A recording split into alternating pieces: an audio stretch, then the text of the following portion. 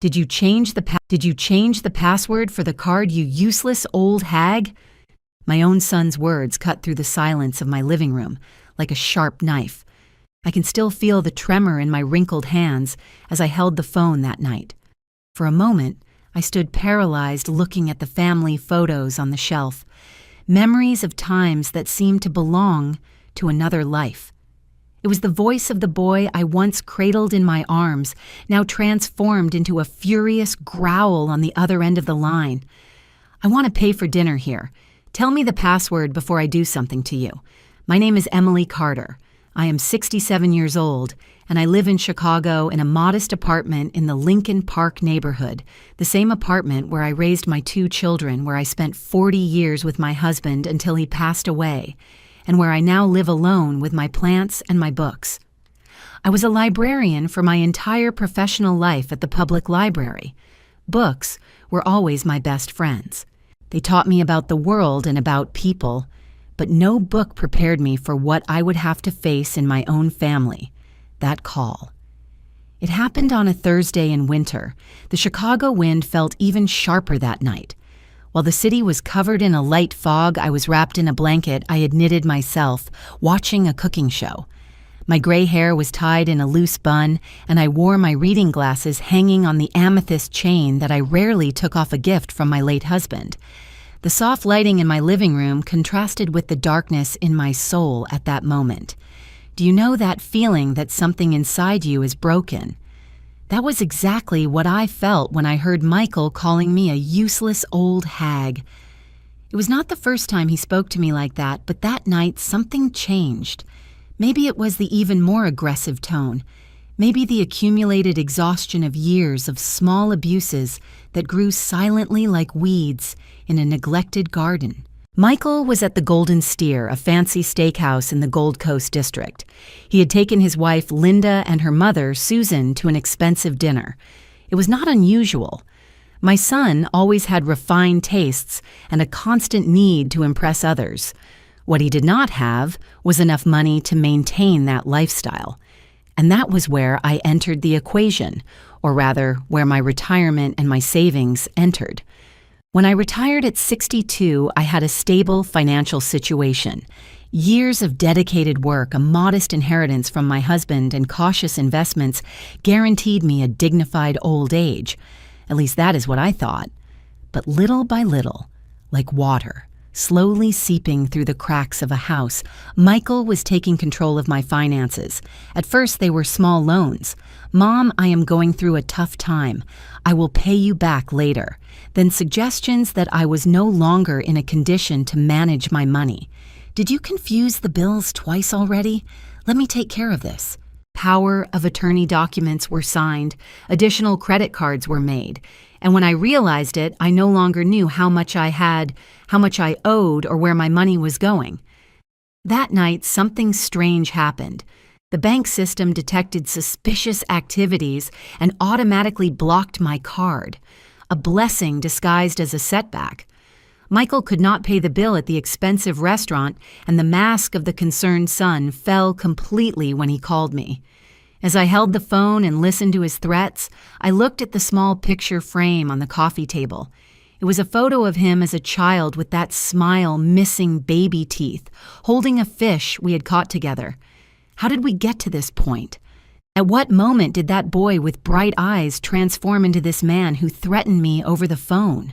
Memories flashed like a movie through my mind. His birth, my firstborn, how I had cried with joy, holding him for the first time. The first steps, the first words, the games in the park near home, the report cards proudly hung on the fridge, and then the first signs that something was not right. The small lies, the growing demands, the constant irritation when he did not get what he wanted. My friend Margaret had warned me several times. "Emily, that boy is exploiting you," but I always defended my son. "He is just going through a rough patch," I would say. How hard it is for a mother to admit she raised someone capable of hurting her.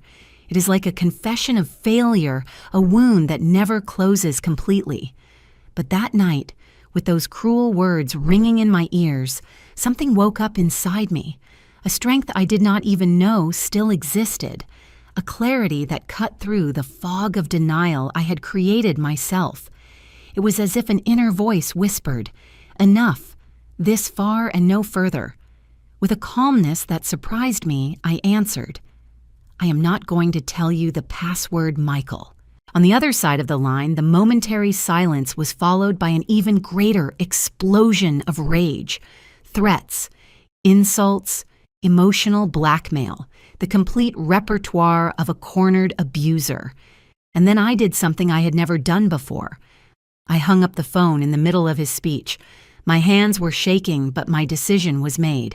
As I placed the phone back on the base, I noticed that the call recording app that Margaret had helped me install days before was still running. Just as a precaution, she had said, that little icon blinking on the phone screen would be the first step of my liberation, although I did not know it yet. I remembered Sarah, then my daughter, who lived in Seattle, so different from her brother. Always worried, always kind but distant geographically and emotionally from what was happening here.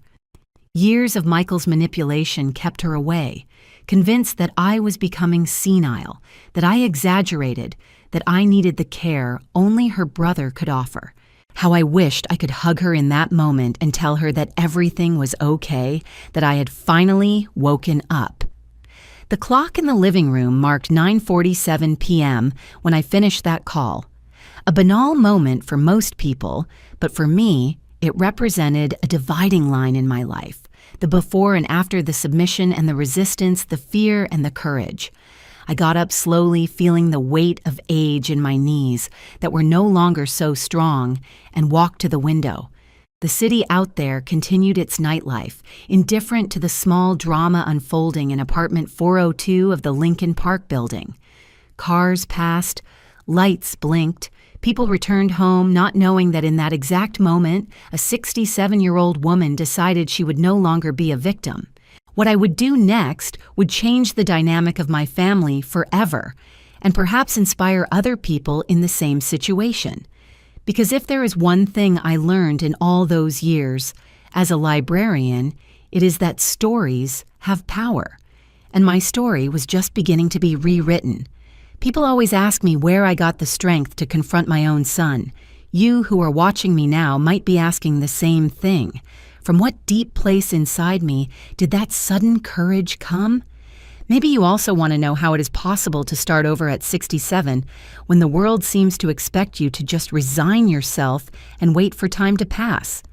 Many of you probably know someone in the same situation, a grandfather, an aunt, an older neighbor who suffers in silence, who has their resources drained by relatives, who faces daily humiliations disguised as care.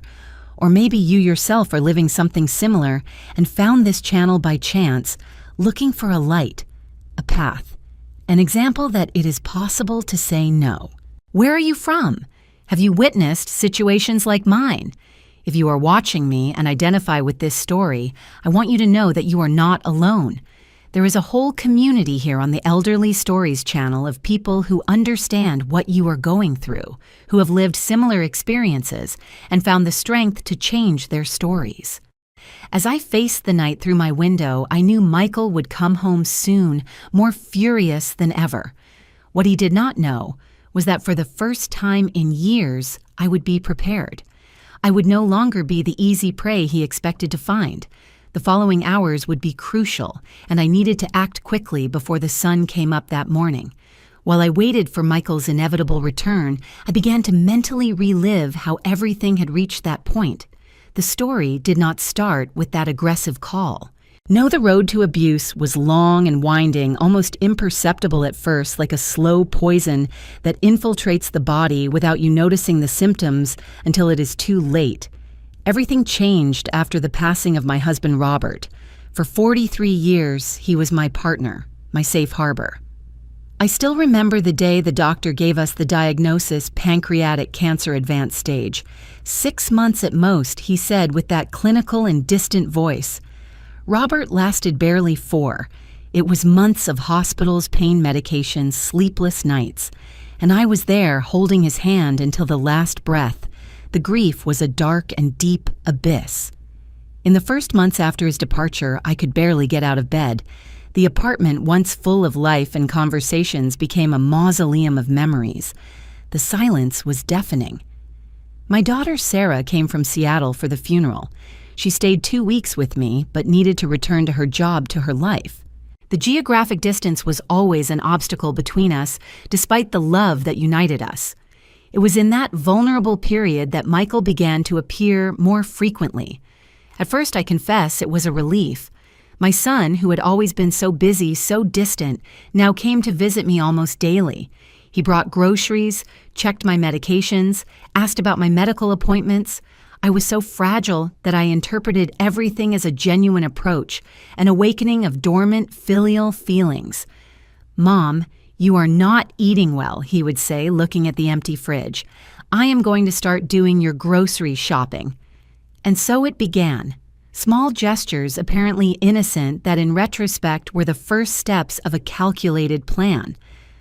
On a rainy Sunday afternoon, about 6 months after Robert passed away, Michael appeared with Linda, his wife. It was rare for her to come, always so busy with her architecture firm. They brought a cake from the bakery I liked and sat with me in the living room. It was when Michael mentioned the issue of finances for the first time. "Mom," I was thinking, "you are alone now in these banking issues. Bills, investments, they are complicated. Dad always took care of that, right? I think you should let me help." It was true that Robert was always more organized with finances, but it was not as if I were incapable. I was a head librarian for 2 decades, managed budgets, supervised teams. Still, in that moment of fragility, the offer seemed sensible. After all, he was my son, blood of my blood. What harm could there be? Let's do this. He continued with that smile that reminded me so much of when he was a boy. "I will help you organize everything, but you keep control. It is just to give you a hand in this difficult phase." Linda, sitting next to him, nodded with a smile that did not reach her eyes. "Mrs. Carter, it will be better this way. You do not need to worry about all this bureaucracy now."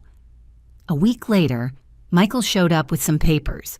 "They are just some basic powers of attorney so I can resolve things at the bank for you without you needing to leave the house." I signed without reading properly. My mistake, a mistake I would pay dearly for in the coming years. It was all so gradual. First, Michael suggested consolidating my accounts into a single bank, the same one where he had an account. To make management easier, he explained. Then he proposed that I cancel some credit cards. Many cards are a security risk, Mom. Next, he began to bring bank statements already organized for me to see. "It is all under control, do not worry." When I noticed that I was no longer receiving mail from the bank, I questioned him. "I changed the delivery address to my house," Michael explained. "The mail was piling up here, and you would not even know. It is safer this way." With every small change, there was a reasonable explanation and apparently logical justification. And I, wanting to believe in my son's concern, kept ceding ground 1 inch at a time, until one day I found myself completely surrounded with no way out. About a year after Robert's death, I began to notice some inconsistencies. My retirement money seemed to run out faster and faster. When I questioned Michael, he always had a prepared answer. "Mom, do not, you remember." "We paid for the air conditioning repair last week." "Oh, you asked to buy that new medication yourself, the one insurance does not cover." And so slowly the gaslighting began, that cruel psychological manipulation where they make you doubt your own sanity, your own memory. "You are forgetting things, Mom. It is normal at your age." That phrase became recurrent, a sharp sword Michael used to cut down any questioning of mine. It was around that time that I got to know Susan Miller, Linda's mother, more deeply. She began to frequent my house along with the couple. At first I thought it was just company, maybe an attempt to console my widowhood. Later I understood her true role. Susan was a retired psychologist, and she used her knowledge not to help but to manipulate. "Emily, that mental confusion you are feeling is typical of prolonged grief," she would say with that soft, professional voice. "You need to trust Michael more. He only wants what is best for you. When I turned 65, things got significantly worse." Michael showed up with a lawyer, a man with a cold gaze who barely spoke to me. They brought more papers for me to sign. It is just an update of the powers of attorney Mom. Nothing important. This time I tried to read, but Michael got impatient. Mom, the lawyer, has other appointments. We cannot spend all afternoon on this. I signed, pressured, and confused. I would only discover months later that among those documents was an authorization for the sale of a small plot of land that Robert and I had bought as an investment for our old age.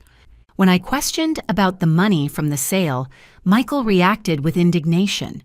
But Mom, we talked about this. You agreed that we needed the money to renovate the bathroom here to install safety bars. The bathroom was never renovated. The safety bars were never installed. And the money? Well, the money disappeared like smoke. It was around that time I began to perceive a pattern. Whenever I questioned something related to finances, I received a joint visit, Michael, Linda, and Susan. It was as if they had a silent pact. Michael would talk, Linda would confirm everything with nods, and Susan would give the psychological verdict. Emily, this confusion of yours is worrying. Maybe we should schedule an appointment with a neurologist. The veiled threat was clear. Keep questioning. And we are going to suggest that you are senile. We are going to question your mental capacity. And who would believe you against the three of us? Slowly, I became isolated. Old friends called, invited me to lunches, movies, but Michael always had an excuse. Mom, you are not well enough to go out today, right? Or I already scheduled a doctor for you at that time. Little by little, the invitations decreased. The calls became spaced out until I found myself alone, trapped in an invisible cage. My only connection with the outside world became Margaret Sullivan, my friend of decades. She lived in the same building 3 floors up and began to notice my gradual isolation.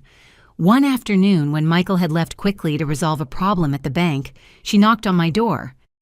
Emily, what is happening to you? I have not seen you at the book club meeting for months. Her sharp eyes examined me from top to bottom. She realized I had lost weight, that my clothes were looser, that my hair, always so well kept, had gone months without a cut. It was the first time I cried since Robert's death. The tears came like a summer storm, sudden, intense, purifying. I told Margaret everything, the documents, the bills, the manipulations, the money disappearing, the accusations of mental confusion. She listened in silence, holding my wrinkled hands in hers, equally marked by time. Emily, what you are describing has a name. Financial abuse against the elderly, and from what I see, there is also psychological abuse involved. Margaret, always so direct, did not soften the truth, and the worst part is that it comes from your own son. Hearing those words was like receiving a slap in the face. Part of me wanted to deny it, to defend Michael, to find excuses for his behavior. After all, what mother wants to admit she raised a monster? What mother wants to accept that the baby she breastfed, the boy she taught to ride a bike, was now systematically exploiting her? What can I do? I asked, feeling defeated. The feeling of helplessness was crushing. Margaret, with her experience as a retired nurse, had seen similar cases throughout her career. First, we need to document everything. Every conversation, every bank statement, you can get every document he made you sign. And second, you need to regain control of your communications. That was how, hiding from Michael, I got a basic prepaid cell phone which I kept hidden inside the cover of a thick book in the library, War and Peace by Tolstoy, a book I was certain my son would never pick up to read. Margaret also helped me install a call recording app on the apartment's landline, the very one that would capture the fateful restaurant call months later. The sensation of doing something, of acting instead of just reacting, brought a new spirit to my life. I began to pay more attention, to document every conversation in a small notebook I kept hidden inside my pillowcase. Every suspicious withdrawal from the account, every derogatory comment, every lie I managed to detect. Everything went into that notebook, my little ark of evidence. Meanwhile, Michael continued his game of manipulation. The inexplicable expenses grew. I discovered by chance that he had made an additional card from my account and used it freely. When I questioned him, the answer was always the same. "It is for your expenses, Mom. You asked me to buy your medications, remember?" In a particularly tense visit about 2 months before the restaurant call, I noticed a new watch on Michael's wrist, an expensive model I knew he could not afford with his salary. Linda also appeared with designer handbags that did not match the supposed financial crisis the couple claimed to be facing. That was when I understood it was not just a matter of control, it was blatant theft.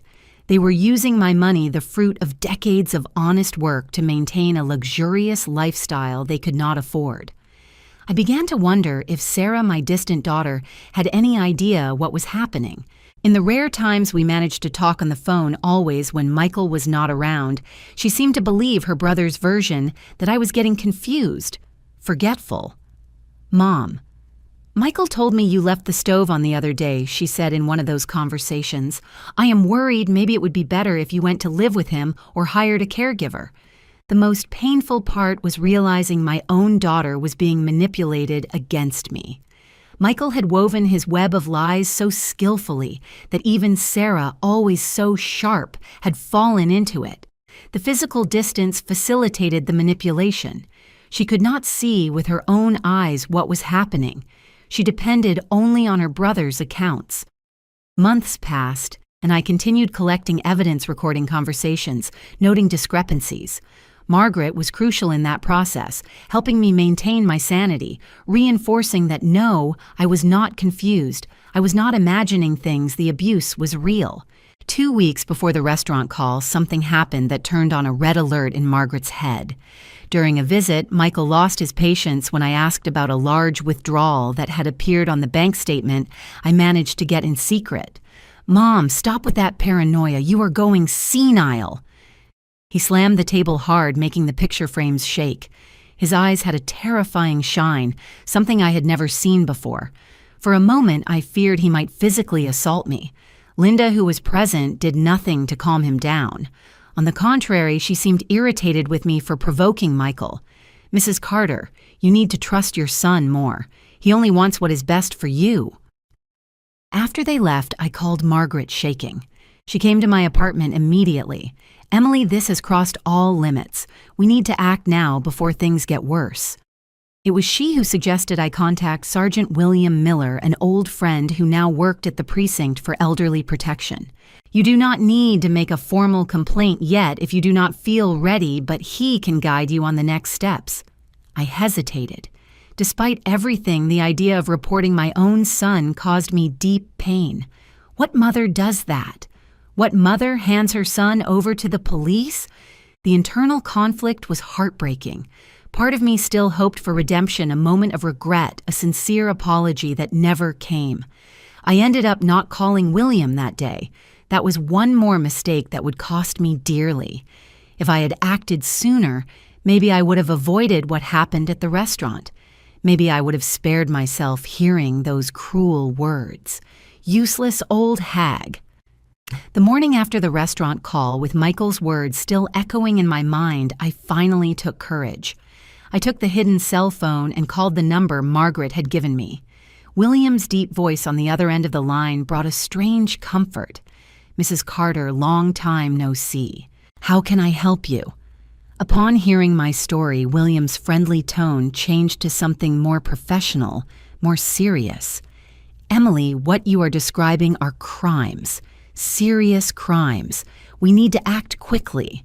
And so, on that cold morning in Chicago, I began to weave the net that would capture my own son. A net made of painful truths, carefully collected evidence, and above all, the determination of a woman who at 67 decided she would no longer be a victim.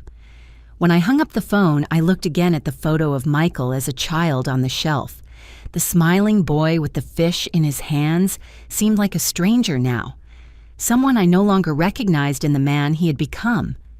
The grief for this lost son, not to death but to greed and cruelty, was a new kind of pain I would have to learn to carry. The clock showed 8:30 in the morning. William would come to my apartment at 10 DU, along with Mr. Edward Davis, the lawyer specializing in elderly rights he had recommended. We had few hours to prepare everything before Michael appeared. Furious for not being able to pay the restaurant bill the night before while I waited, I organized all the documents I had secretly collected in the last months. The notes in the hidden notebook, the bank statements showing unauthorized withdrawals, the recordings of conversations where Michael manipulated and insulted me. Each piece of evidence was a nail in the coffin of the relationship we once had. The plan starting to form in my mind was not about revenge, it was about justice, about reclaiming my life, my dignity, and my right to age in peace. And if for that I needed to confront my own son, then so be it. At 10 sharp, the doorbell of my apartment rang.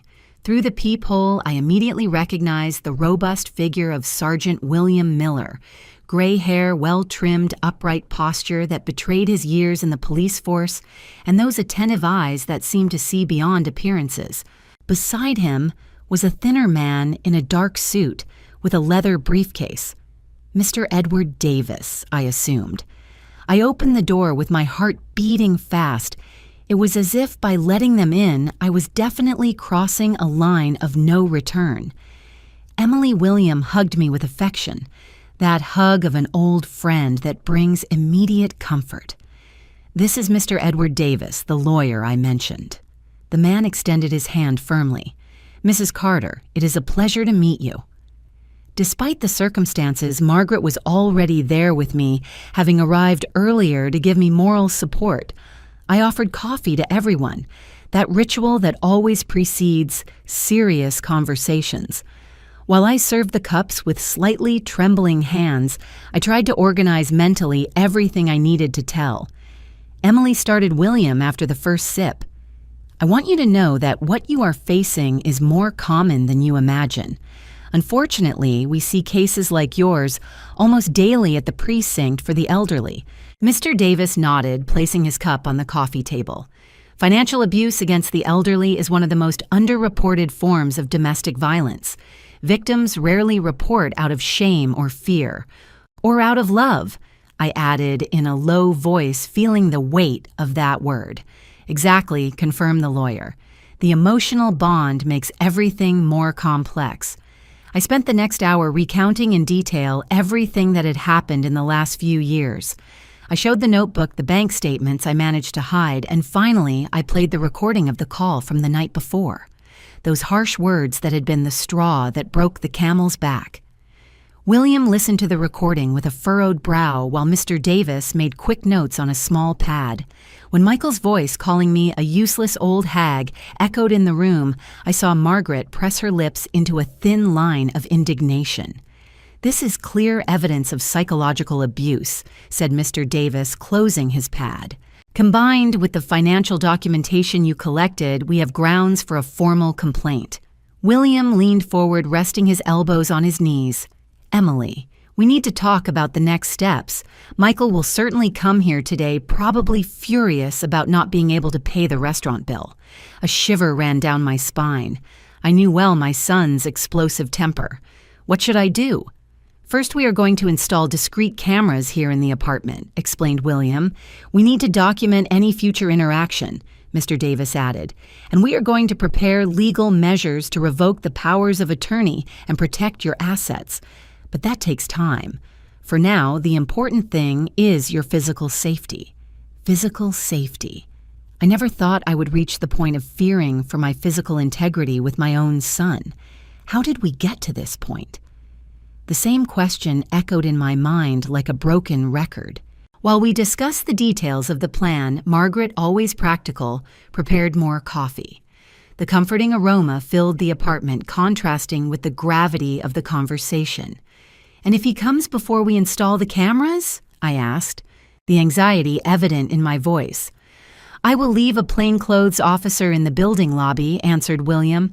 "Any problem, just call this number." He handed me a card with a cell phone number written by hand on the back. When they prepared to leave, I promised to send a message as soon as Michael appeared. Margaret decided to stay with me, even if it is to scare that boy with my angry face. She said, making me crack a weak smile, The wait was agonizing. Every noise in the hallway, every elevator stopping on the floor made me jump. To occupy my mind, I prepared lunch, a simple vegetable soup I could barely eat. Margaret insisted I eat with that affectionate authority of a retired nurse. It was only at 3 p.m. that my cell phone rang. It was Michael. "I am coming over," he said dryly without greetings. "We need to talk about last night. I will be waiting." I answered with a calm I did not feel. As soon as I hung up, I sent a message to William as we had agreed. In 15 minutes, a technician arrived discreetly to install miniaturized cameras in strategic points of the living room. Small, almost imperceptible, those electronic eyes would be my silent witnesses. Margaret squeezed my hand. "Do you want me to stay here when he arrives?" I thought for a moment. Maybe it would be better to face him alone. If Margaret were present, Michael might restrain himself. He would not show his true face. "No, my friend, it is better if you go, but stay in your apartment, please." At 4 o'clock sharp, the doorbell rang. I breathed deep 3 times like Margaret had taught me to control anxiety. I opened the door. Michael entered like a storm without waiting for an invitation. He was wearing the same clothes from the night before, a sign that he probably had not gone home. His eyes were bloodshot, beard unshaven, the smell of alcohol emanating from him. What kind of stunt was that last night? He shot throwing his keys on the sideboard with unnecessary force. I kept my voice calm, although my heart was beating fast. "What stunt, Michael? Do not play dumb." He walked from one side of the room to the other like a caged animal. "Why did you block the card?" I did not block anything. The bank must have detected some suspicious activity. He laughed. "A sound without humor? Suspicious activity? The only problem is that you do not trust your own son." I sat on the sofa trying to appear calmer than I really was. I knew every word was being recorded. "Why did you need my card to pay for dinner? Do not you have your own money?" The direct question seemed to take him by surprise. For a moment he hesitated. Then the mask fell completely. "My money? Do you think I earn enough to maintain the life we lead? Someone has to take care of you, and that costs, you know. Take care of me?"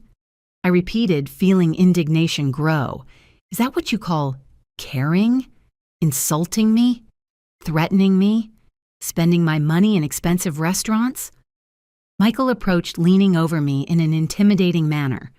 "You do not understand anything about finances, never did. If it were not for me, you would have lost everything already." I kept my gaze fixed on his without backing down. "The only one making me lose everything is you, Michael."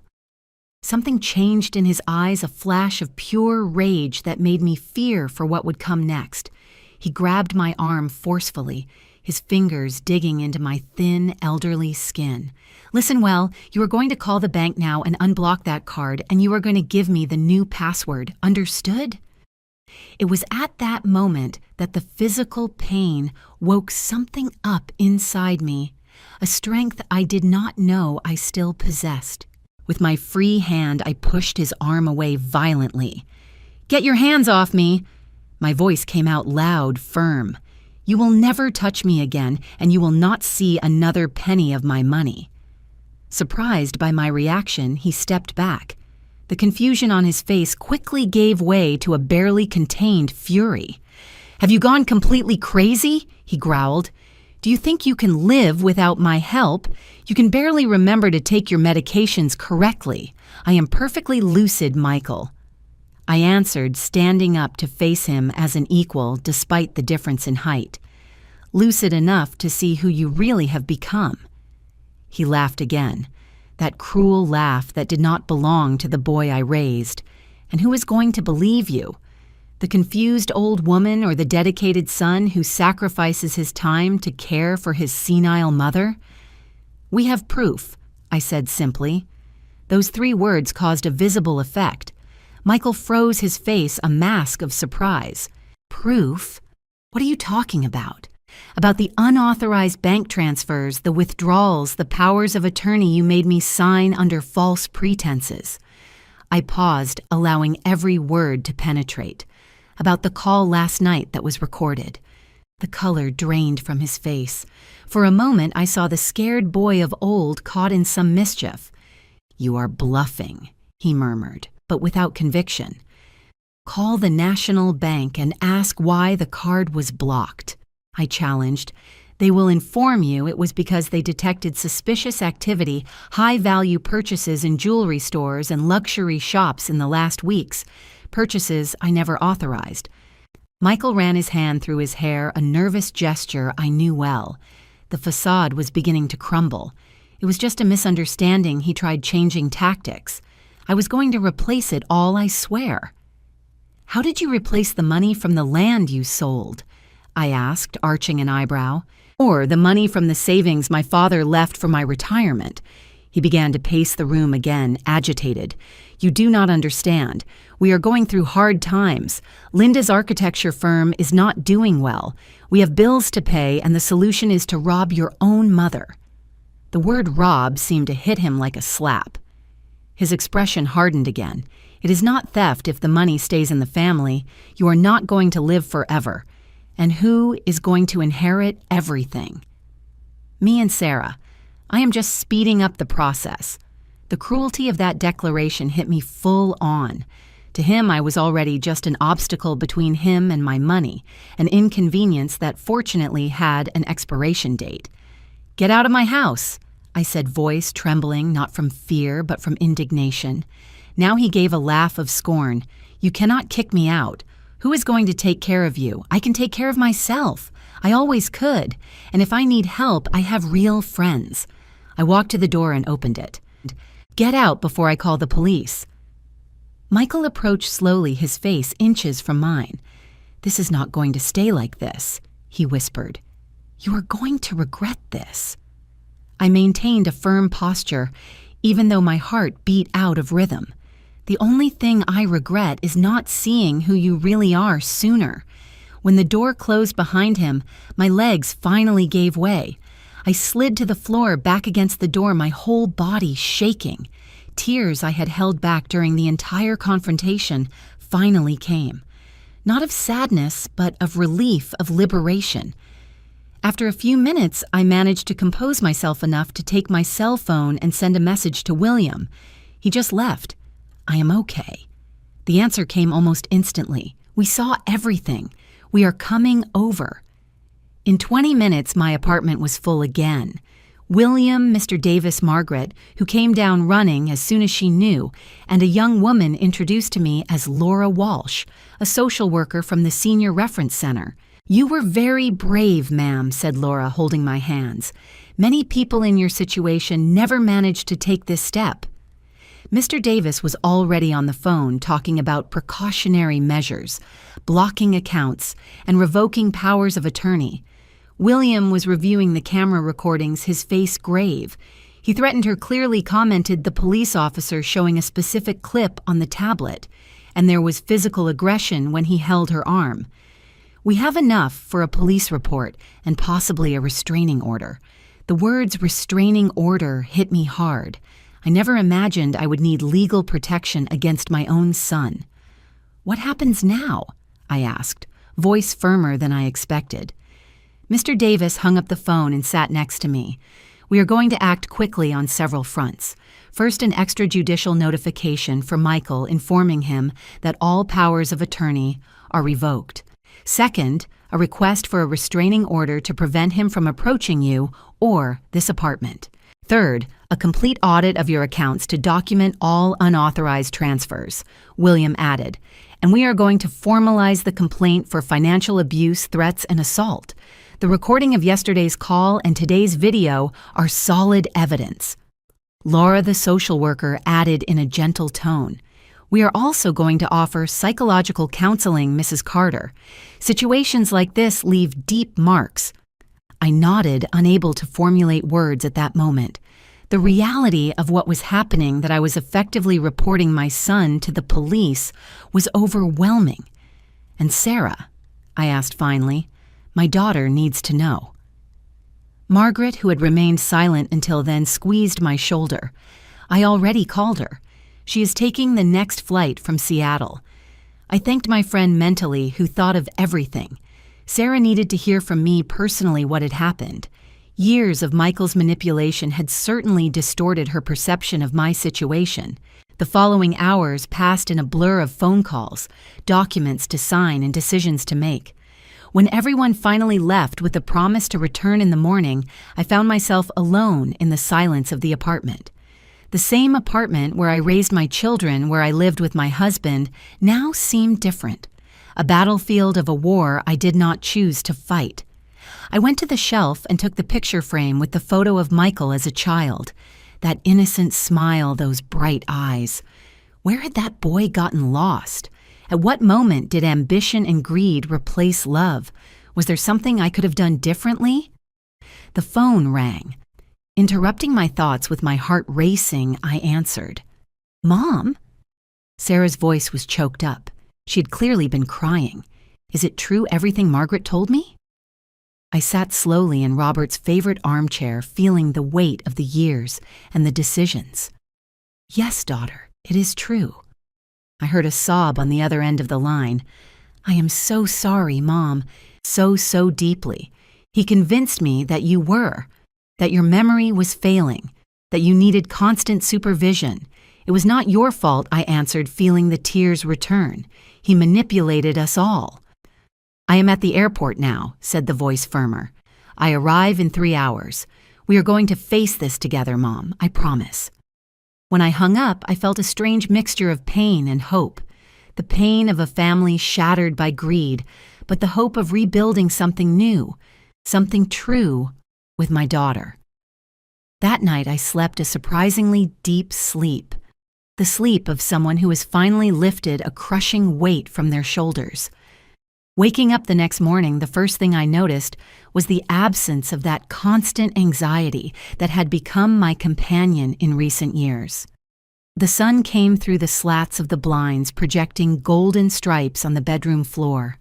I stayed watching the dust particles dancing in the light for a few moments, feeling a strange peace. The battle was just beginning. I knew it. There would be lawsuits, emotional confrontations, deep wounds to heal. But for the first time in a long while, I felt I was in control of my own life. I got up and went to the window. I opened the blind and let the Chicago sun flood the room. Outside, the city already pulsed with its usual energy. Hurried people cars, the tireless rhythm of urban life. And I, Emily Carter, 67 years old, was finally ready to retake my place in that world. Not as a victim, not as a useless old hag, but as a woman who found strength to say enough. The phone rang again. It was William warning they would be at the apartment in an hour to accompany me to the bank, the first step to recover control of my finances. Will I be ready? I answered with a conviction that surprised myself. Hanging up, I looked at the picture frame with Michael's photo still on the nightstand. With a deep sigh, I opened the drawer and placed the photo inside, not out of anger or revenge, but because it was time to look forward. The past, with its sweet memories and bitter disappointments, needed to stay in the proper place in the past. That Thursday morning, while choosing clothes to wear to the bank, I noticed I was selecting bright colors, the turquoise dress I loved. Robert always liked it, an amber necklace that matched perfectly. Small acts of affirmation, of celebration, of my newly found freedom. The woman who looked in the mirror was no longer the scared shadow of the last years, but someone starting to recognize herself again. The eyes framed by wrinkles that told stories of laughter and tears shone with renewed determination. "You can do this, Emily," I told my reflection. "You were always stronger than you thought." And it was true. The strength was there all along, dormant, waiting for the right moment to wake up. It was necessary to hear those cruel words on the phone, old and useless for something in me, to finally react, refusing to accept that unjust label. While I applied lipstick, a daily gesture I had abandoned recently, I smiled to myself. The battle would be long, but I was ready to fight it, not just for me, but for all the Emilys who felt cornered and without a way out. Because if I, at 67, could find courage to start over, anyone could. The apartment doorbell rang exactly at 8 in the morning. Opening the door, I found William and Mr. Davis, both with determined expressions that matched perfectly with mine. Beside them was Laura, the social worker, holding a folder full of documents. "Good morning, Mrs. Carter."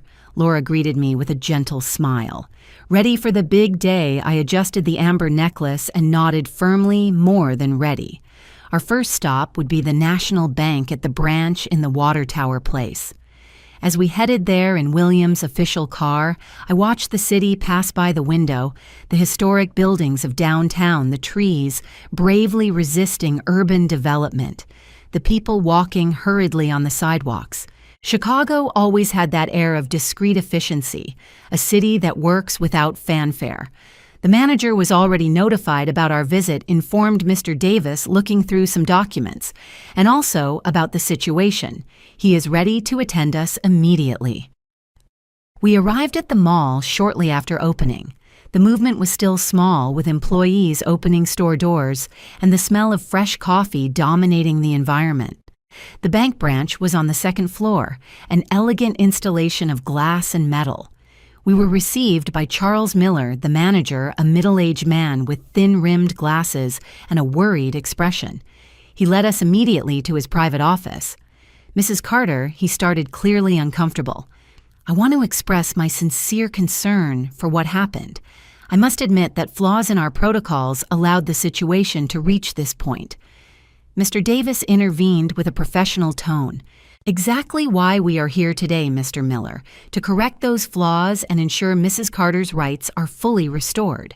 In the following 2 hours, we canceled all banking powers of attorney, blocked additional cards, requested new ones with exclusive passwords, and most importantly, started a detailed audit of all transactions of the last 3 years."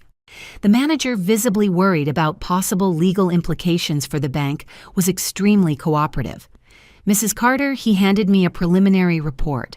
"We've identified suspicious transfers totaling approximately $60,000 in this period. We're going to continue investigating, but we can already start the dispute process." Sitting there looking at those figures, I felt a mixture of shock and validation. I had not imagined anything. I was not confused or senile as Michael had tried to convince me. It was all real. The systematic theft, the calculated exploitation, the betrayal. "How long will it take to recover that money?" I asked, voice firmer than I expected. Charles hesitated, exchanging glances with Mr. Davis. "Well, there are legal procedures, formal disputes, possible judicial intervention. It will depend on how Michael reacts," explained Mr. Davis. "If he collaborates voluntarily and acknowledges the misappropriation, the process can be faster. Otherwise, we will be prepared for more assertive legal actions." Leaving the bank with a folder full of statements and reports, I felt simultaneously lighter and more determined. Knowledge is power. And for the first time in years, I had complete knowledge of my financial situation. Our next stop was the precinct for elderly protection in Lincoln Park. It was an older building, but well kept, with a welcoming reception that contradicted the stereotype of cold and impersonal police stations. I noticed they had thought of the details: more comfortable chairs, adequate lighting, even a coffee machine available for visitors.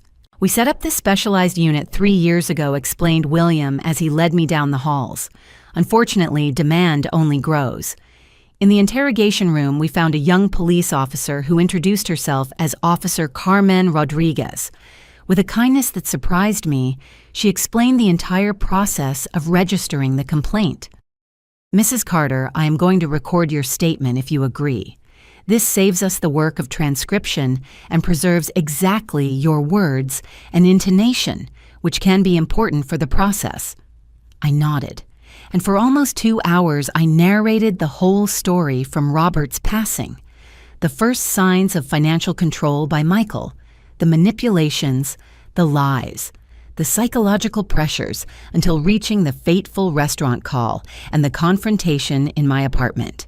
"Ma'am, are you aware that by formalizing this complaint, you will potentially be initiating a criminal process against your son?" asked Carmen seriously. "I am fully aware," I answered, maintaining eye contact. "And I am also fully certain that it is the right thing to do. Not just for me, but because Michael needs to understand the consequences of his actions. After the statement, I signed the official police report. That piece of paper with protocol numbers and official stamps symbolized my refusal to continue being a victim. "What happens now?" I asked as we left the precinct. "Now comes the hardest part," admitted William. "The wait.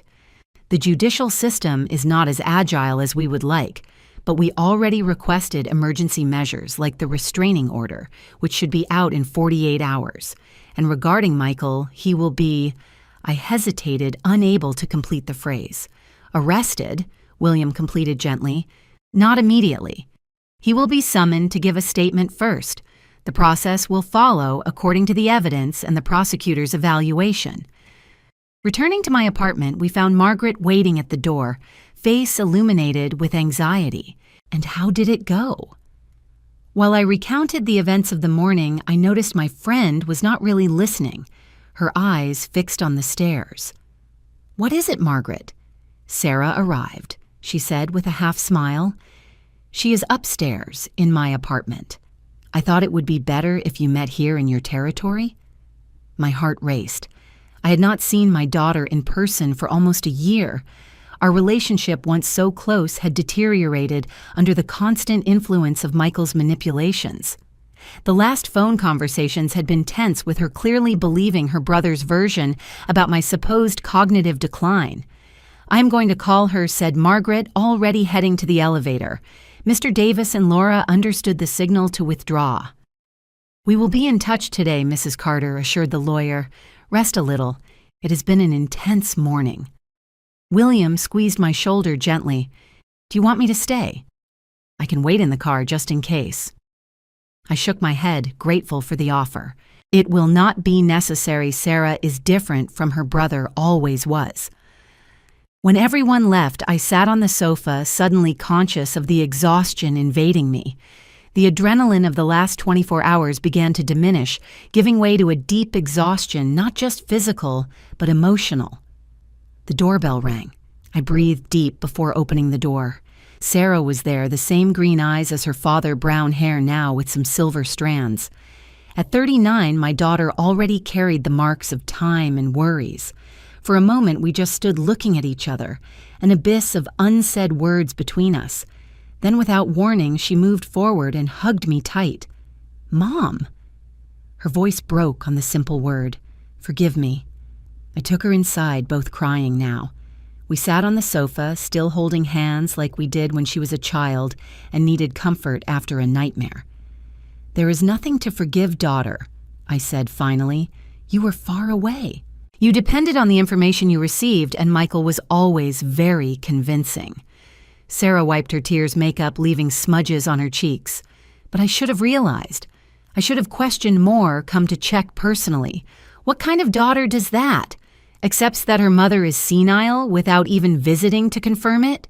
A busy daughter with her own life who trusts her brother," I answered simply. "Do not torture yourself over that.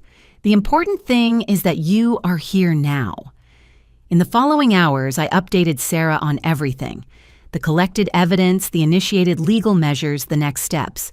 She listened attentively, occasionally asking questions, horror growing on her face, as the extent of the exploitation became clear. $60,000? She repeated, incredulous, when I mentioned the value identified by the bank. "My God, Mom, how could he? Greed is a vice that is never satisfied." I answered, remembering words my father used to say, "The more you have, the more you want." A thoughtful silence settled between us. Finally, Sarah looked up, determination in her green eyes. "He called me. She said last night I felt a squeeze in my chest." "And what did he say?" His version, of course, that you are confused, paranoid, that you invented a crazy story of theft because you have dementia, that you hired a scammer lawyer who is manipulating you. She paused. He said, "You want to destroy the family?" I shook my head, not really surprised. It was the next logical move. Try to turn my daughter against me. Create division, sow doubts. "And did you believe him?" I asked softly. "No," she answered firmly. "Not this time." Margaret had already called me before it told me everything in detail. And besides, she hesitated. He sounded like he always sounds when he is lying that slightly high pitch, speaking too fast. I have noticed it since we were kids. I smiled, remembering that same pattern. As a mother, I also always knew when my children were lying. It was a secret language between us, invisible to others. "What do we do now?" asked Sarah. In that moment, the plan forming in my mind since the restaurant call crystallized completely. It was not just about recovering my money or seeking legal justice. It was about reclaiming my dignity, my autonomy, and perhaps more important, using this terrible experience for a greater purpose. Now I answered with a conviction that surprised even myself. We are going to transform this personal tragedy into something that can help others. Sarah tilted her head, intrigued. How? Michael thought I would be an easy victim for being older, for being alone, for being a woman. I am not the first, and unfortunately, I won't be the last. I stood up, walking to the window. But what if we used my story to raise awareness in other people? To show that it is possible to react, that it is never too late to say no.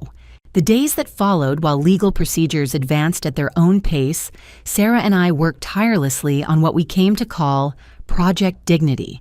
With her experience in graphic design and my knowledge of information organization, we began to structure a small manual for the elderly on how to identify and combat family financial abuse.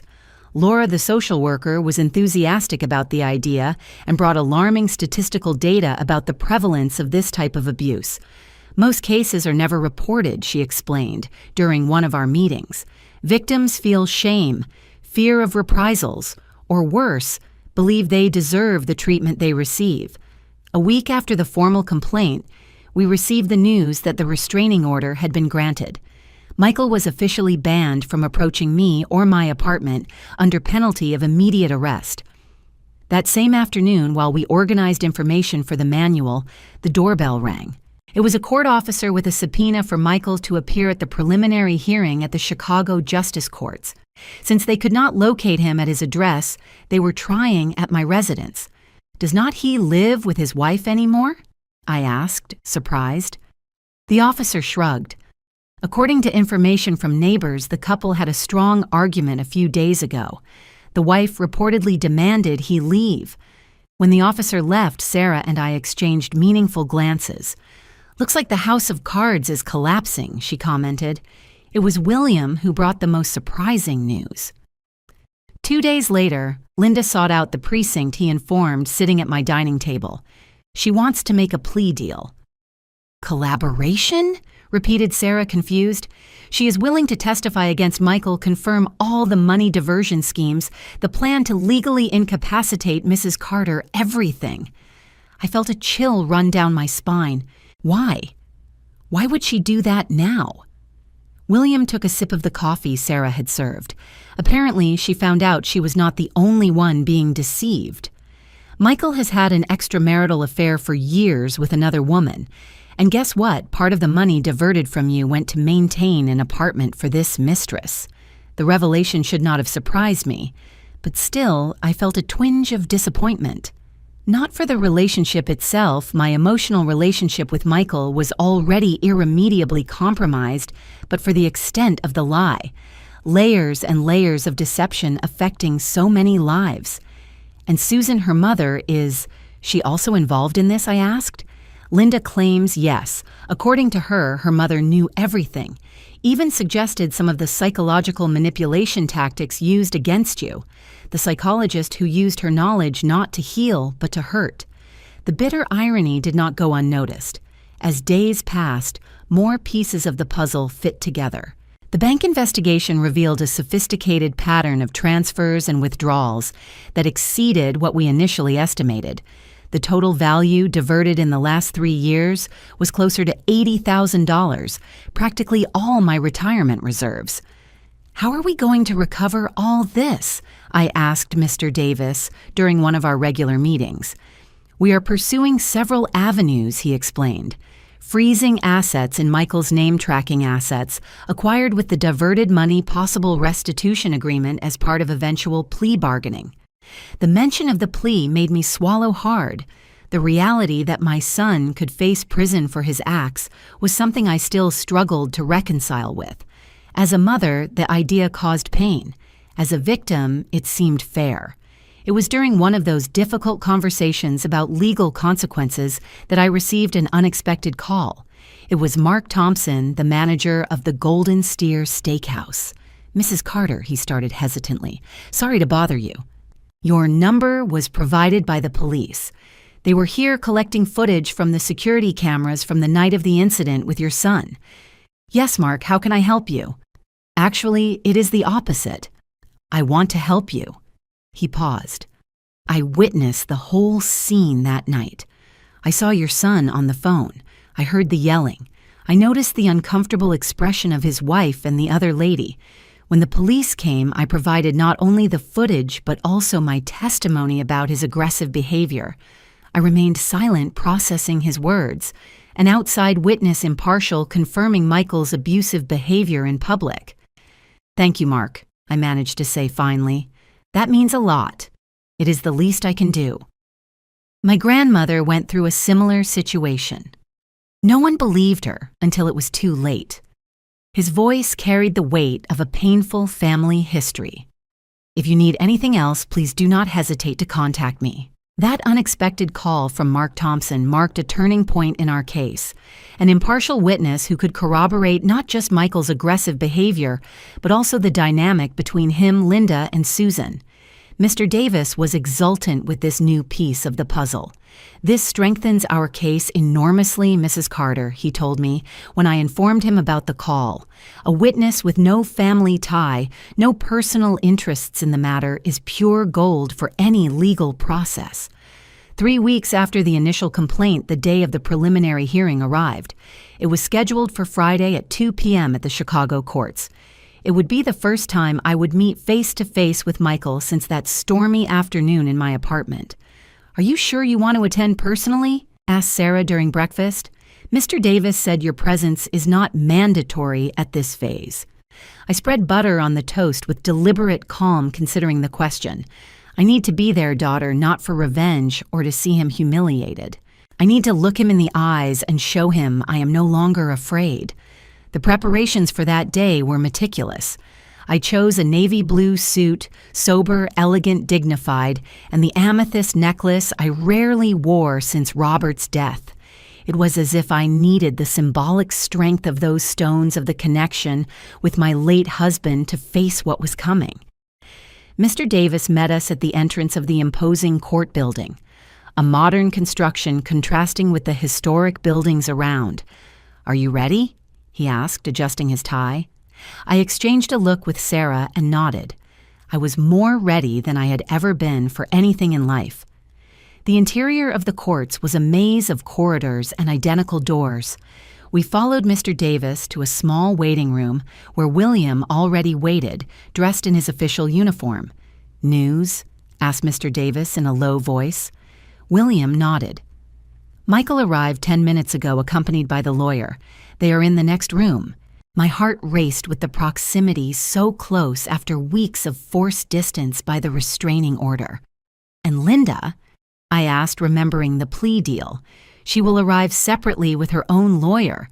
She formalized her statement yesterday. She is an important piece in the process now."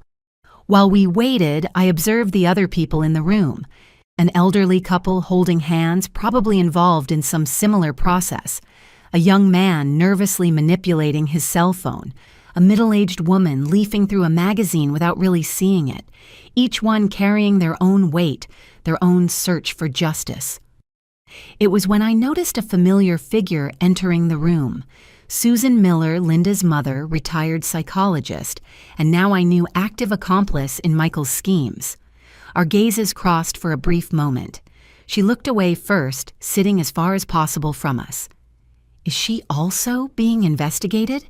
I whispered to William. "Yes, evidence of her participation is substantial, especially after Linda's statement, the mother who helped manipulate an old woman, the daughter who decided to break the cycle of abuse.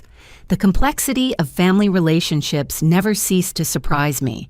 At 2:05, a court officer appeared at the door. Carter case parties may enter. The hearing room was smaller than I imagined, more functional than imposing. The judge, Dorothy Reynolds, was a woman of approximately 50 years, gray hair tied in a severe bun, and sharp eyes that seemed to evaluate every detail.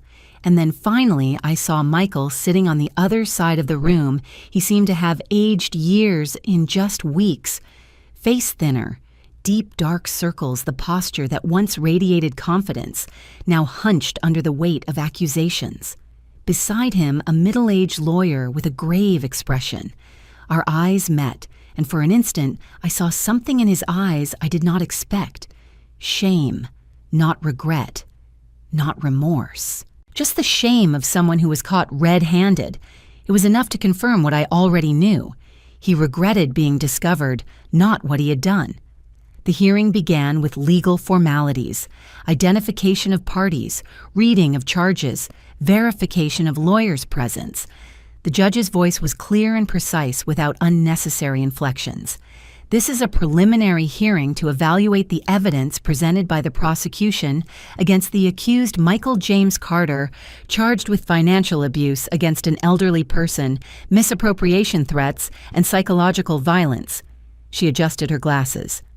Given the special circumstances of this case, involving direct family relationship before proceeding formally, I would like to know if there is interest from the parties in a conciliation attempt. Mr. Davis stood up immediately. Your Honor, my client is open to discussing financial compensation for the proven diverted amounts, but insists on the continuation of the criminal process given the severity of the acts committed. Michael's lawyer also spoke up.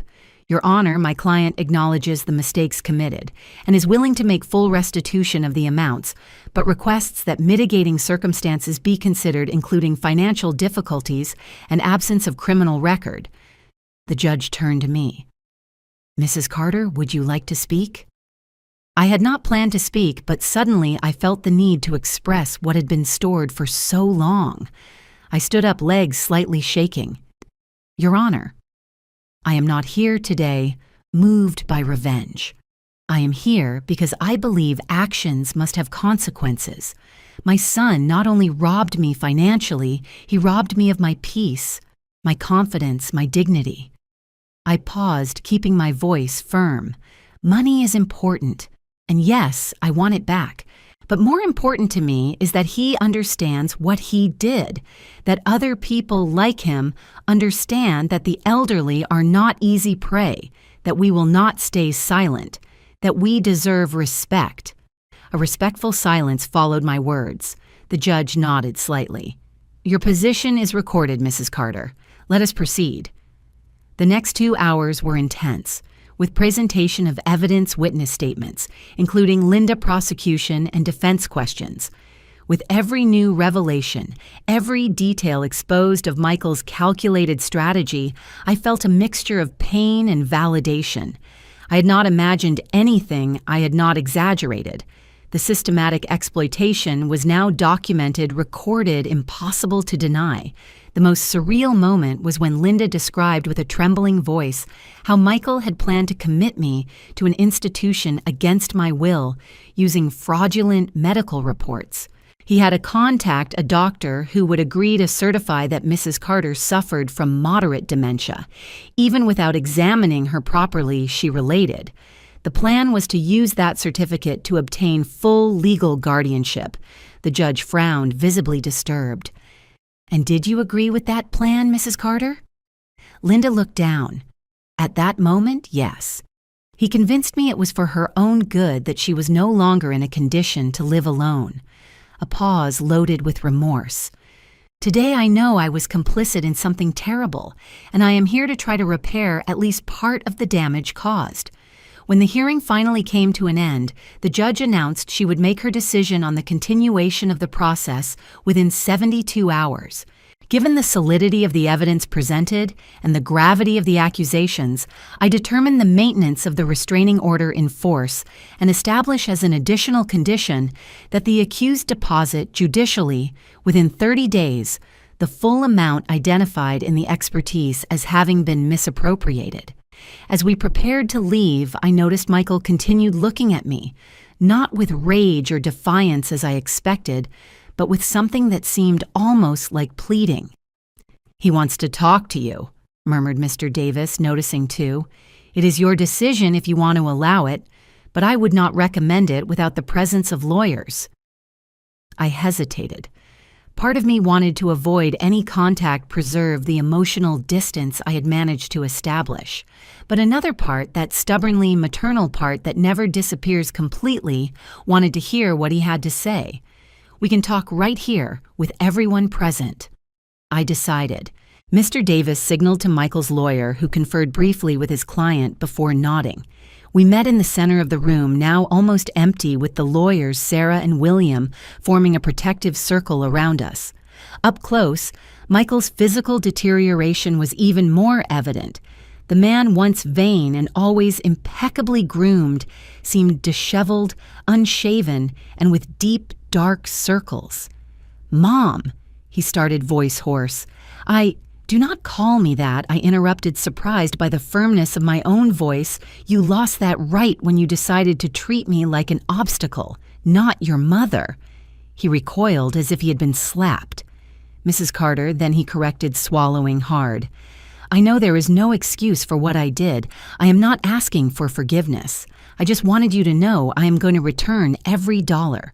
I already sold the car. I am selling the apartment. It is not about the money I cut in again. It never was. It is about trust. It is about respect. It is about dignity." I paused, organizing my thoughts.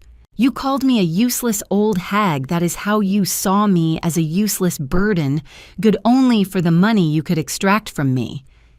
Michael looked away, unable to face the direct question. His silence was answer enough. "I thought I had taught you better values." I continued, voice softer now.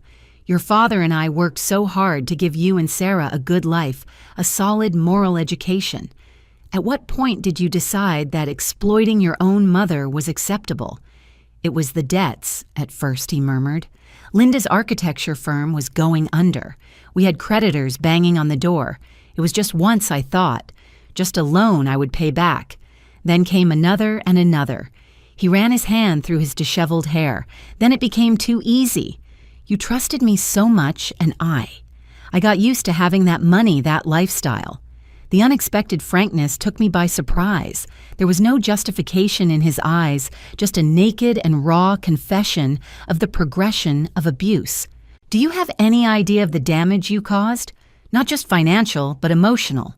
You made me doubt my own sanity, Michael. You isolated me from my friends. You made me feel I was a burden that did not deserve respect." My voice failed slightly. "That is something no money can repair." He nodded slowly, eyes now wet. "I know, and I will have to live with that for the rest of my life." A heavy pause. "Linda left me. We are getting divorced. I lost my job when the news of the lawsuit spread. I lost everything. I did not feel the satisfaction he perhaps expected with that revelation, just a deep sadness for the waste of trust, of love, of a family that could have been different. You made your choices, Michael. Now you will have to live with the consequences." I looked at Sarah, who watched the scene with a tense expression. Maybe one day, far in the future, we can find some kind of peace. But for now, the only thing I can offer is the promise that this process will follow its legal course, without emotional interference, from my part neither for worse nor for better. With those words, I considered the conversation over. We left the courts in silence, each lost in our own thoughts. The Chicago sky was heavy, announcing one of those fast and intense storms so characteristic of the city. In the car, Sarah finally broke the silence. "You were incredible in there, Mom. So firm, so dignified. I do not feel incredible," I confessed. "I feel exhausted, as if I had run an emotional marathon. And that is what it was. You faced your own son in a court. You exposed a painful story. You maintained your integrity the whole time. If that is not strength, I do not know what is." 3 days later, we received the official notification. The judge had determined the continuation of the criminal process against Michael, accepting in full the accusations made by the prosecution. Linda, for her collaboration, would receive legal benefits in her own process. Susan would face separate charges for complicity. While the legal process advanced at its own pace, an unexpected turn completely changed the course of our story. Mr. Davis contacted me one morning, his voice transmitting a mixture of surprise and excitement. "Mrs. Carter, I need to see you urgently. Something has come up, something that could change everything." An hour later, Mr. Davis was in my living room with a thick manila envelope on the table. His eyes shone with an intensity I had not seen before. "This arrived at my office this morning. It comes from the firm Miller & Associates. Apparently, Mr. Robert Carter, your late husband, left specific instructions with them. They were to deliver this envelope to me if you ever became involved in a legal process against Michael." My heart skipped a beat. Robert knew? Did he know this could happen? Apparently, yes, and he prepared for it. Mr. Davis pushed the envelope gently towards me. "I think you should open it yourself." With trembling hands, I opened the envelope. Inside were legal documents, old photographs, and a handwritten letter with Robert's unmistakable handwriting. I began to read. "My dear Emily, if you are reading this, it means that what I always feared has happened. Michael finally showed his true nature, and you found the strength to confront him. There is something I never told you, something I have carried as a secret for decades. Years ago, my Uncle Vincent left me some land on the outskirts of Chicago, near Naperville. At that time, they were rural plots without much value. I decided to keep them as a silent investment separate from our usual finances. With the city's growth, those lands have acquired considerable value. According to the last appraisal, they would be valued at over $2 million. I have kept this property in a trust under the name of my sister Elizabeth, who agreed to be the legal administrator, knowing everything was really for you. The reason for this secret was simple. I always perceived something worrying in Michael. Since he was little, he showed signs that unsettled me. The subtle manipulation, the lack of empathy, the obsession with material possessions. I wanted to make sure you had a financial backup he could not touch in case he ever tried to take advantage of you. This trust could only be revealed if you ever faced Michael legally, as it would be the definitive proof that you had finally seen what I always feared seeing. There is something else you must know, Emily. Something that perhaps explains many things. Michael is not my biological son I always knew. You came to our marriage pregnant from your previous relationship with Richard, that university professor. I decided to raise him as my own. We never mentioned the subject and with time almost forgot that truth, but maybe that explains why I always felt a distance with him that never existed with Sarah. I do not blame you for anything. I loved you from the first day to the last. I only regret not having been there to protect you when the inevitable finally happened. Elizabeth is aware you would receive this letter. She will help you with the transfer of properties. Use it wisely, my love. Rebuild your life, and if possible, use part of that money to help others in similar situations. You always had a generous heart. With eternal love, Robert. Tears ran down my cheeks when I finished reading. Sarah, who had remained silent beside me, was also crying. Mr. Davis gave us a moment to process all that. "The attached documents are all legal and in order," he said finally. "The trust exists, the lands are real, and according to the latest appraisal are worth even more than your husband estimated. Mrs. Elizabeth Carter was already contacted and is willing to meet with you whenever you wish. It took me time to assimilate all that. Robert, my Robert, always so quiet, so prudent, had seen what I refused to see. He had prepared to protect me even after his death. And that secret about Michael's paternity explained so much and at the same time opened so many new questions." A week later, I met with Elizabeth Roberts' sister. I had not seen her since the funeral. She hugged me tight, her eyes so similar to her brother's. He always knew this day might come, she told me, but he trusted you would find the strength to face it. He had so much faith in you, Emily. The transfer of assets was surprisingly simple, thanks to Robert's meticulous planning. Suddenly, I went from fighting to recover my retirement savings to being the owner of extraordinarily valuable lands. The twist of fate was almost unreal. When Mr. Davis asked what I wanted to do with this new fortune, the answer came to me with absolute clarity. I want to use part of it to expand Project Dignity, I said. Not just as a manual or some workshops, but as a real foundation with national presence. I want to create a shelter for elderly victims of abuse, offer free legal advice, helplines, everything I would have needed if I had not counted on Margaret William and everyone else. Sarah smiled, squeezing my hand. Dad would be so proud. 2 months later, we bought a building in Lincoln Park that would become the headquarters of the Dignity Foundation. We hired lawyers, psychologists, social workers, created educational materials, awareness campaigns, and most importantly, a safe space where vulnerable elderly people could find support and understanding. As for Michael, he was sentenced to 5 years in prison with the possibility of parole after 2 years. The sentence was reduced considering his late collaboration and partial restitution of assets. Occasionally, I received news of him through his lawyer. He was participating in a rehabilitation program teaching math to other inmates, apparently seeking some kind of personal redemption. I had not visited him. Maybe one day I would find the strength for that. For now, I was focused on my own path of healing, on rebuilding the relationship with Sarah, on the work with the Dignity Foundation, which now served dozens of elderly people weekly. The revelation about Michael's true paternity stayed between Sarah and me. We decided nothing would be gained by sharing that information with him at this moment. Maybe years later, when wounds were not so fresh, we could address that complex truth. Meanwhile, life followed its course. The foundation grew, expanding to Minneapolis and Detroit. I began giving talks, sharing my experience to inspire others. Sarah decided to move definitely back to Chicago, assuming an active role in the foundation.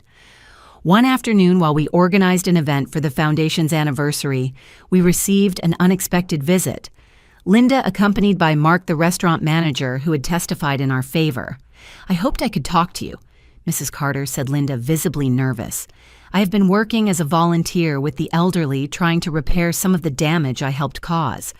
When I learned of the work you are doing here, I thought maybe I could contribute in some way." I looked at her closely. She seemed sincere, genuinely repentant. And after all, she had also been in a way a victim of Michael's manipulations. "There is always room for those who want to be part of the solution," I answered, extending my hand especially for those who understand the problem from the inside. Thus, our small improvised family grew not based on blood ties, but on shared values and the determination to transform painful experiences into something positive. In those moments, sometimes I thought of Robert and how even from beyond, he had found a way to protect me, to give me the means for this transformation. His foresight, his silent but vigilant love, had been the foundation on which I now built my new life. At 68, when many thought my productive life was over, I discovered a new purpose, a new passion, a new way of existing in the world, not as a victim, but as a survivor, as a guide, as inspiration for others. The useless old hag Michael had tried to reduce me to being had become an unstoppable force of social change, and it all started with a simple decision that winter night to say no to abuse, hang up that phone and begin to claim my dignity one step at a time. Today, 3 years after that call that changed everything, I understand how a single decision can completely transform the course of our lives. When I decided not to accept Michael's abuses anymore, I did not imagine the extraordinary journey awaiting me. From a 67-year-old lady intimidated and manipulated, I transformed into a voice for so many other elderly people facing similar situations. My story began, like so many others, with the vulnerability that emerged after losing my life partner. Robert had been my safe harbor for more than 4 decades, and his departure left a void that my son decided to fill, not with genuine love and care, but with control and exploitation. Little by little, Michael assumed dominion over my finances, my freedom, and even my self-perception. He made me doubt my own mind, isolated me from my friends, absorbed not only my retirement, but also my dignity. It was necessary to hit rock bottom hearing my own son call me a useless old hag during that stormy call to wake up in me the strength that was dormant. With the invaluable help of people like Margaret William, Mr. Davis, and Laura, I began to document the abuses, collect evidence, trace a plan to regain control of my life. The confrontation in my apartment was just the beginning. When Michael realized I would not yield anymore, that I would not accept his manipulations, the mask of the dedicated son fell completely. The rage I saw in his eyes that day confirmed I was making the right choice, however painful it might be. The legal process that followed was exhausting. Every statement, every evidence presented, every detail exposed of the calculated plan to exploit me financially and eventually declare me incompetent, all that opened deep wounds. But it also brought validation. I had not imagined anything. I was not confused or paranoid as they tried to make me believe. The abuse was real, documented, undeniable. The conviction of Michael, Linda, and Susan brought a strange type of closure, not joy or satisfaction, but the certainty that actions have consequences. The judicial system, so often criticized for its slowness, worked. Justice in its imperfect but necessary form prevailed. But my story did not end in court. Actually, it was there that a new chapter began. The discovery of Robert's secret will was like a hand extended from the past, offering me not only financial security, but also the confirmation that I was not alone in my perception of Michael. Robert had always seen what I refused to see and had prepared to protect me even after his departure. The revelation about Michael's true paternity opened painful questions, but also offered a context that helped understand part of our complex family dynamic. Sarah and I decided to keep that secret, at least for now. There are truths that need the right moment to be shared. The Dignity Foundation, born of my personal experience, has become a beacon for other elderly people suffering similar abuses. The manuals we created have already helped hundreds of families identify early signs of exploitation. The weekly workshops have become safe spaces where victims can share their stories, find support, and mainly practical strategies to protect themselves. Seeing the project expand to other cities, inspire public policies that has brought a meaning to my experience I could never have foreseen. The useless old hag I was once called now leads an initiative that is literally saving lives, preserving assets, and restoring the dignity of so many other elderly people.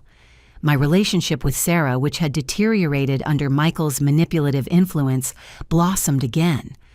My daughter not only returned to Chicago to be closer, but also became an integral part of the project, using her design skills to make our messages more accessible and impactful. As for Michael, the road has been more complex. After 2 years serving his sentence, he began sending letters first, brief, almost formal, then gradually more reflective. I do not know if one day I will manage to forgive him completely, but I recognize the signs that he is at least trying to understand the gravity of what he did. Forgiveness, as I discovered, is not a point of arrival, but a continuous journey. Sometimes we advance, sometimes we retreat, and that is okay. At 70 today, I feel stronger, more secure, and ironically younger in spirit than when this journey began. I learned that age is not synonymous with fragility, that life experience can be our greatest strength when we face challenges. For you who accompanied me this far in this story, I want to say that every word shared had a purpose. To show that it is never too late to say no to abuse, that asking for help is not a sign of weakness, but of courage, and that our voice matters no matter how many wrinkles we have on our face. If this story has moved you in any way, I ask you to share it. Not necessarily my personal story, but the message it carries. Talk about financial abuse against the elderly. Be attentive to signs in your own family. Be that person who extends a hand when someone needs support. And if you like this account, please subscribe to the Elderly Stories channel. Every new subscriber represents one more conscious person, one more ally in the fight against elderly abuse. Leave your like. This helps our content reach more people who might be needing exactly this message right now. Your comments are particularly valuable to me. Do you know someone who has gone through a similar situation? What would you do in my place? Is there any aspect of my story that moved you especially? Each comment not only enriches our community, but also gives me strength to continue sharing experiences that I know well are not easy to relive. If you can take a look at the other videos on the channel, there are so many important stories being told here, some painful, others inspiring, all deeply human and true. They are accounts that give voice to a generation that is often silenced or ignored. I need to also mention something important. Creating quality content like this demands time dedication and resources. If our mission resonates with you, consider supporting the channel through the thanks button, our way of receiving donations.